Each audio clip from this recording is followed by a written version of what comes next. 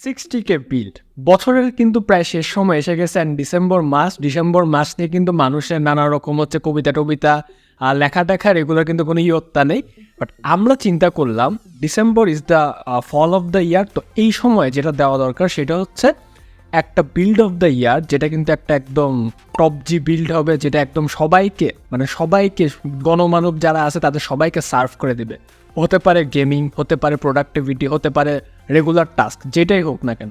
আজকে আমরা যেটা করব সেটা আপনারা ক্যাপশনেই দেখতে পারতেছেন, 60K এর মধ্যে একটা বেস্ট বিল্ড দেওয়ার ট্রাই করব। অ্যান্ড সাথে আরেকটা জিনিস ট্রাই করব, অন্যান্য যে বিল্ডগুলো এখন বাজারে হচ্ছে গিয়া খুব অ্যাভেলেবল বা খুব পপুলার, তাদের সাথে একটা মোটামুটি কম্পেয়ার টানার চেষ্টা করব যে আসলে আমরা কতটুকু বেটার করতে পারছি বা কেমন হয়েছে, আমাদের কম্পোনেন্টগুলো কেমন, সেগুলো একটু বেঞ্চমার্ক নিয়ে কথাবার্তা হবে।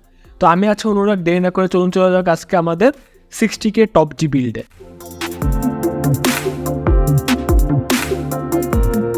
ওয়েল, 60K বিল্ডে প্রথমেই মেইন কম্পোনেন্ট যেটা দ্য ব্রেইন, সেটা হচ্ছে আমরা কি ইউজ করছি সেটা হচ্ছে Ryzen 5 5600, যেটা আমার পাশে দেখতে পারতেছেন, কোনো রাগঢাক রাখি নেই আজকে আর।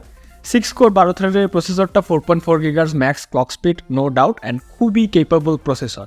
60K এর মধ্যে কিন্তু আরেকটা অপশন আছে, সেটা হচ্ছে আপনার কোর i3 12100F, যেটা 13000টা তো অত অ্যাভেলেবল না, 13 জেনারেশন যেটা, ওইটার তুলনায় কিন্তু এটা খুবই হ্যামারিং একটা প্রসেসর। এখনও স্টিল না, ওভারক্লকের সিলিং বলেন, টিডিপি লিমিট, তারপরে হচ্ছে পারফরমেন্সের যে পুশটা ইনসেইন লেভেলের। হ্যাঁ, এইটা হচ্ছে আজকে আমাদের যোগ্য বিল্ডের যোগ্য প্রসেসর। নেক্সট যেটা কথা হবে, এই বিল্ডে আমরা মাদারবোর্ড কি ইউজ করছি।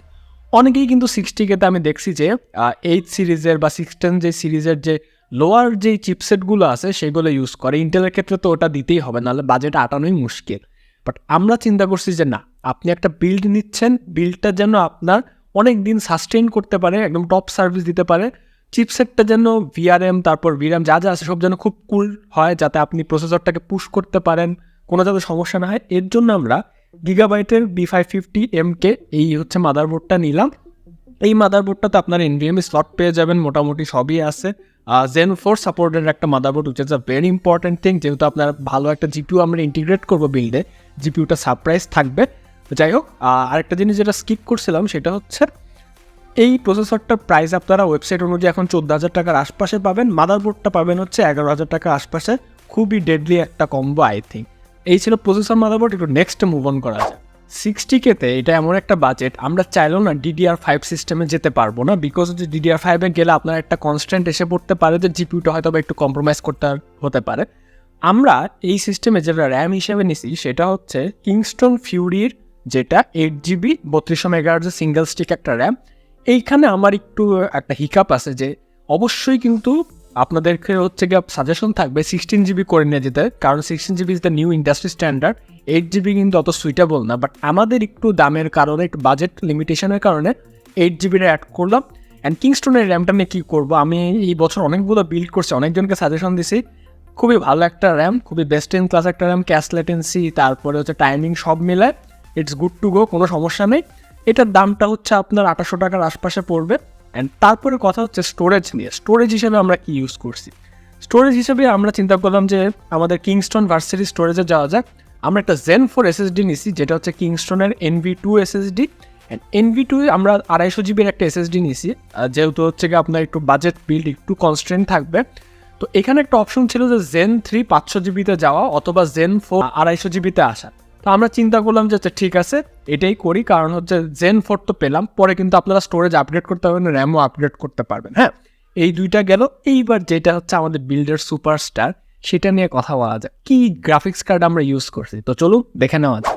গ্রাফিক্স কার্ড হিসাবে কিন্তু অনেকেই কিন্তু 1660 Ti, তারপরে হচ্ছে ক্ষেত্র বিশেষ অনেকে 3050ও বলে, 580 দিয়ে আমরা বিল্ড দেখছি কয়েকদিন আগে একটা শ্রদ্ধেয় পিসি বিল্ডারদের থেকে।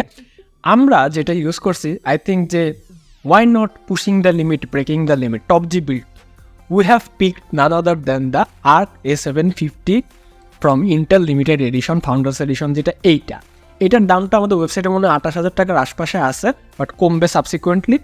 এই জিপিউটা এই বাজেটের মধ্যে I think it's the most hammering GPU. And luckily একটা জিনিস হয়েছে কি, আমি যখন বিল্ডটা করতেছি সাডেনলি একটা আপডেট ড্রপ হয় এই জিপিউটার জন্য, অ্যান্ড এরপর দেখে কিন্তু সিনারিও আরও বেশি চেঞ্জ হয়ে গেছে, গেমগুলো অনেক বেশি অপটিমাইজড হয়ে গেছে, অনেক বেশি পারফরমেন্স ডেলিভারি করতে পারতেছে 750। হ্যাঁ, অ্যান্ড 750 আরেকটা জিনিস কি, আরেকটা মিথ আমি একটু ক্লিয়ার করে দিতে চাই, যেহেতু আমরা আপনাদেরকে বেঞ্চমার্কটাও দেখাবো।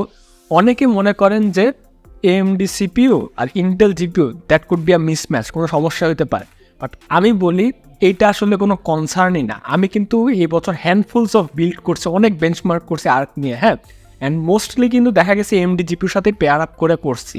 সো ইটস একটা খুবই একটা মানে আই থিঙ্ক বোগাস জিনিস যে ইন্টেল প্লাস ইন্টেল GPU আপনার করতে হবে CPU প্লাস GPU, এরকম কিন্তু কোনো ব্যাপারই নাই।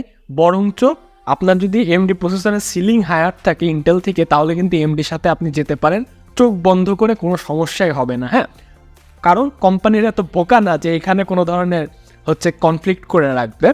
হয় হইতে পারে, এটা হইতে পারে যে ইন্টেলের প্রসেসরের সাথে আপনার হাইপার এনকোডিংটা পাবেন, বাট ওটা খালি আপনি প্রোডাক্টিভিটিতে কিছু ক্ষেত্রেই পাবেন। ওভারঅল সিস্টেমে I think it's a very good pair, কোনো চিন্তার কারণে। GPU হলো, এবার একটু নেক্সট মুভ অন করা যাক। চলো, সো এখন কথা হচ্ছে যে পাওয়ার সাপ্লাইটা বাদ থাকে, পাওয়ার সাপ্লাইটা কিন্তু ইম্পর্টেন্ট। তো আমরা এই বিল্ডের জন্য যে পাওয়ার সাপ্লাইটা ইউজ করছি, আই থট যে একটু বাজেটটা আমরা কমাই। এইখানে আমরা ফার্স্ট প্লেয়ারের 80+ ভোল্ট 500 ওয়াট DK সিরিজের এই পাওয়ার সাপ্লাইটা ইনক্লুড করছি। ফার্স্ট প্লেয়ার কিন্তু গ্রোয়িং একটা ব্র্যান্ড, আমি অনেকগুলো বিল্ডে এটা সাজেস্ট করছি বিকজ দামটা একটু কম আসে, প্লাস জিনিসটা ভালো রেপুটেটেড জিনিস, কোনো সমস্যা নেই। 80+ ভোল্ট সার্টিফিকেশন আছে, কোনো চিন্তা নেই। আর পাওয়ার আউটপুটগুলো আপনার অফকোর্স দেওয়া আছে বক্সে। এটার দামটা হচ্ছে আপনার ওয়েবসাইট অনুযায়ী 4300 টাকার আশপাশে পড়বে, ঠিক আছে। এখন কথা হচ্ছে এটা গেল আমাদের, তারপর সুপারস্টার GPU তো গেলই, এটা নিয়ে তো বেঞ্চমার্কে কথা হবে। লাস্ট যেটা থাকে সেটা হচ্ছে আমাদের কেসিংটা। কি কেসিং আমরা এই বিল্ডে ইউজ করছি চলো একটু দেখা যায়। কেসিংয়ের ক্ষেত্রে আমরা যেটা ইউজ করছি, এটা একটা পপুলার কেসিং, সেটা হচ্ছে OVO E335D। এটার দামটা হচ্ছে আপনার হয়তো বা 2600 টাকার আশপাশে। এই কেসিংটা ফুটপ্রিন্টটা একটু ছোট, তিনটা হচ্ছে কি আপনার সামনে ফ্যান আছে আর পিছনে একটা ফ্যান প্রি ইনস্টলড আছে, এগুলো আবার LED রিং আছে, আপনি হচ্ছে সুইচ টিপে টিপে কন্ট্রোল করতে পারবেন। এই RGB কন্ট্রোলারটা নাই। এইটার নিচে হচ্ছে একটা PSU শ্রাউড আছে, অ্যান্ড হচ্ছে আপনার টেম্পার গ্লাসটা পাবেন। যেহেতু বাজেট কেসিং, সো এখানে কিছু দুর্বলতা আছে। টেম্পার গ্লাসটা খুব যে শক্তপোক্ত তা না, বাট আমাদের তো একটা বাজেট কনস্ট্যান্ট আছে, এটা আমরা দিছি। But casing is always a personal preference, যেটা আপনার পছন্দ আপনারা সেটাই নেবেন, এখানে কোনো বাধ্যবাধকতা নেই। মোস্ট থিং ইজ যে আমার একটা কেসিং দিতে হতো, তাই দিলাম। অ্যান্ড হচ্ছে এখানে যে আপনি মোটামুটি ATX মাদারবোর্ড পর্যন্ত সাপোর্ট পাবেন, অ্যান্ড 240mm রেডিয়েটর মোটামুটি ভালোভাবে সেটেল করতে পারবেন। তো এইটা আসলে একটা গরিবের বন্ধু মার্কা কেসিং, এটা নিয়ে আমি বেশি কিছু বলার নেই, জাস্ট আমাদের বিল্ডে দেওয়ার জন্য তাই আমি দিলাম। এইবার চলুন আমাদের বেঞ্চমার্কে যাওয়া যাক। বাট বেঞ্চমার্কে যাওয়ার আগে আমাদের যেটা করা দরকার, এই বিলটা আমি একটু আপনাদেরকে বলে রাখি, সেটা হচ্ছে আপনারা যদি আমি যেসব দাম বললাম পার কম্পোনেন্ট যদি ওগুলো ধরে অ্যাড করেন অনেকটাই বেশি এসেছে। But build of the year তো 60K এডিশন, তো আমরা মাত্র এই পুরা বিলটা কিন্তু মাত্র ফর দিস ভিডিও যারা এটা দেখবেন তাদের জন্য 61K 61,000 টাকার মধ্যে আপনারা পুরা বিলটা পেয়ে যাবেন, ঠিক আছে। এই ছিল বিল্ডের দাম নিয়ে কথাবার্তা। এবার জেনে না করে চলুন একটু বেঞ্চমার্কগুলো দেখা যাক যে কীভাবে আমাদের AMD আর ইন্টেলের পেয়ার কতটুকু কি ক্যালিবার পুশ করলো।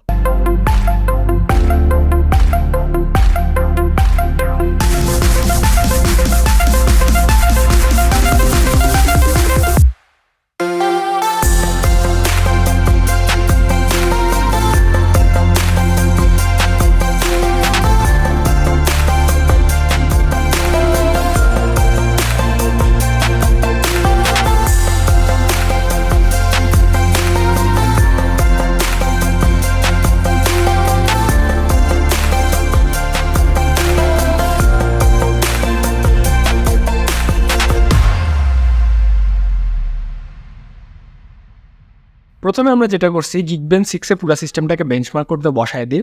তো Gigabyte 6-এ যখন এই সিপিইউটার ক্যালিবার মাপলাম, দেখলাম যে সিঙ্গেল করে প্রায় 2112 অ্যান্ড মাল্টি করে প্রায় 8691 মতো স্কোর পুশ করছে, which is really good for 5600 এই জনরার প্রসেসরের জন্য। হ্যাঁ, এখনও যে এত হোল্ড আপ করতেছে বিশাল ব্যাপার।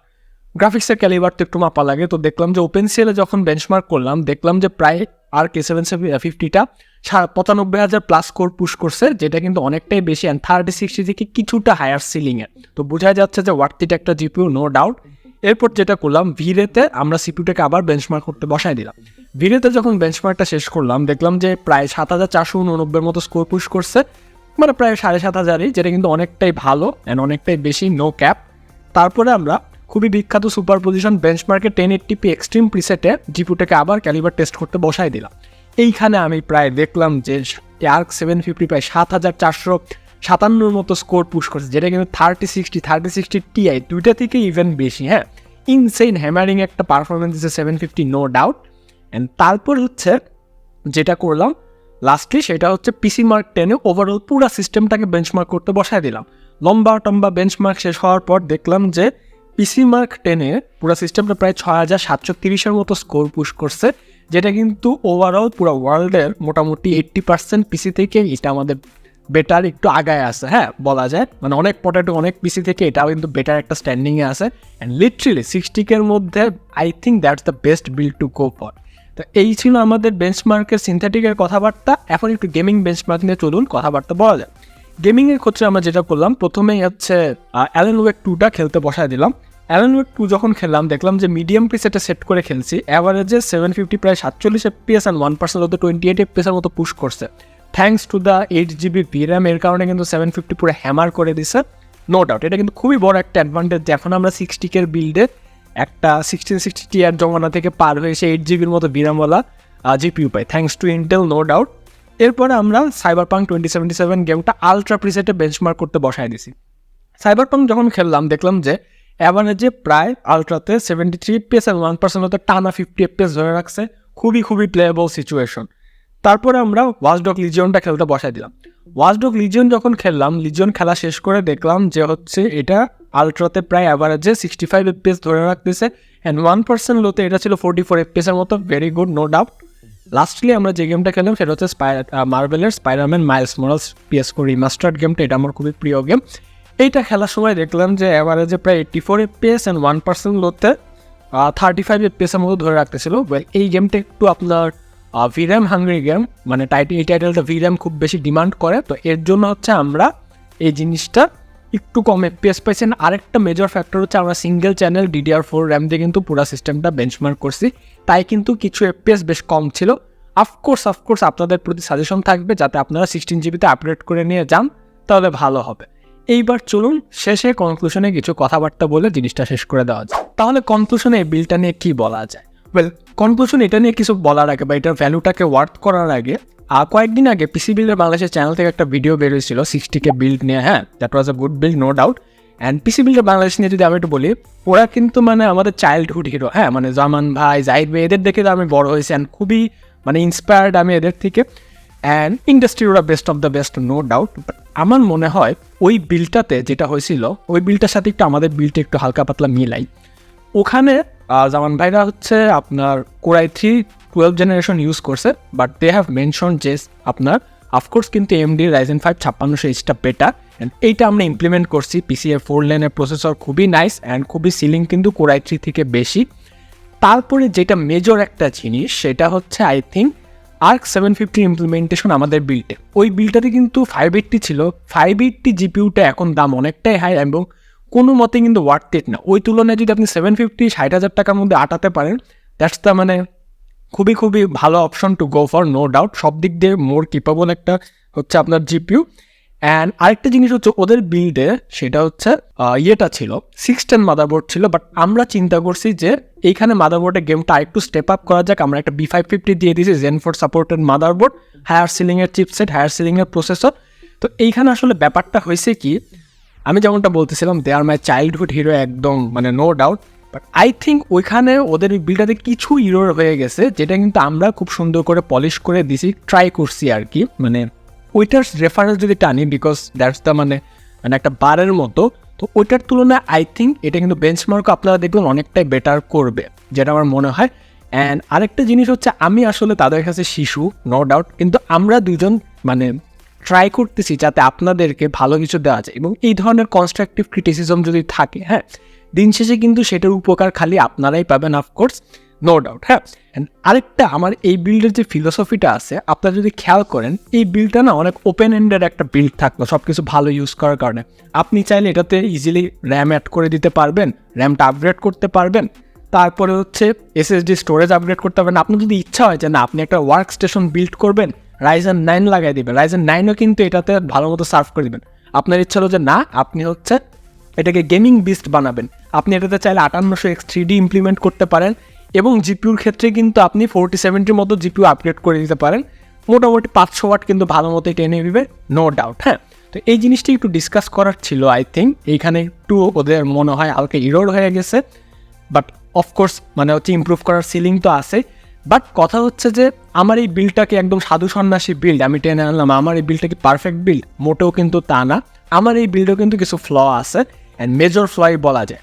প্রথম মেজর ফ্লটা কি, সেটা হচ্ছে অফকোর্স আমার ইচ্ছা ছিল এই বিল্ডটা 16GB দিয়ে কমপ্লিট করতে, বাট এখানে আমার 8GB সিঙ্গেল স্টিক দিয়ে করতে হয়। বিকজ আমি এখানে আমার প্রিফারেন্স হচ্ছে, ফিলোসফি হচ্ছে ম্যাক্সিমাম পারফরমেন্স আমার দরকার, ম্যাক্সিমাম পারফরমেন্স আমাদের দর্শকদের দরকার। এর জন্য সিপিইউ আর জিপিইউতে আমরা মেজর বিগ ইনভেস্টমেন্টটা করছি, অ্যান্ড মাদারবোর্ডেও। হ্যাঁ, অ্যান্ড অফকোর্স আপনারা আরেকটা 8GB পেয়ার আপ করে নেবেন, আপনাদের ভালো হবে। আরেকটা ফ্ল কি আমার মনে হয়, সেটা হচ্ছে আমি এই বিলটাতে স্টক কুলারই রাখছি, বাট AMD প্রসেসরগুলো একটু এমনি মাথা গরম হয়, বেশি পুশ করে। তো আরেকটা হচ্ছে আপনাদের কাছে পরামর্শ থাকবে যে অফকোর্স আপনারা পাইলে একটা আফটার মার্কেট কুলার লাগানেন, ভালো হবে। হ্যাঁ, আর কি বলা যায়, কেসিংটা আমার খুব যে প্রিফারেবল একটা কেসিং, পছন্দের কেসিং তা না।